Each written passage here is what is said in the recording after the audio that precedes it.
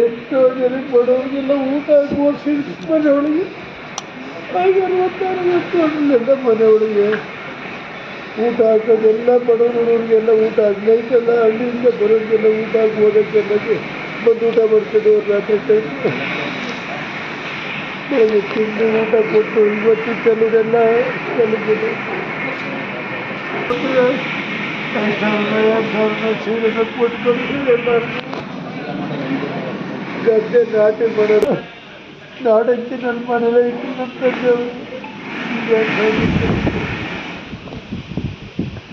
ಅವತ್ತು ನನಗೆ ಆಸೆಟ್ ಹಾಕೋದು ಅವ್ರು ತಗೊಂಡ್ರು ಆಸೆಟ್ 26 ವರ್ಷ ಅವತ್ತು ನನಗೆ ಆಸೆಟ್ ಹಾಸೋಕ್ಕೆ ಅಂತ ಮಾಡಿ ನಾನು ಮಾದೇಶ್ವರ ಬೆಟ್ಟಕ್ಕೆ ಹೋದೆ. ಅದು ನಮ್ಮ ತಾಯಿನ ನಿಂತಿಗೆ ಹಾಕಿ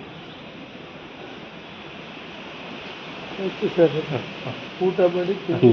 ನೋಡ್ತೀವಿ ಹೋದ ಮುರುಗನಲ್ಲಿ ಒಂದು ನಿಮಿಷ ಹೋಗ್ಬಿಟ್ಟು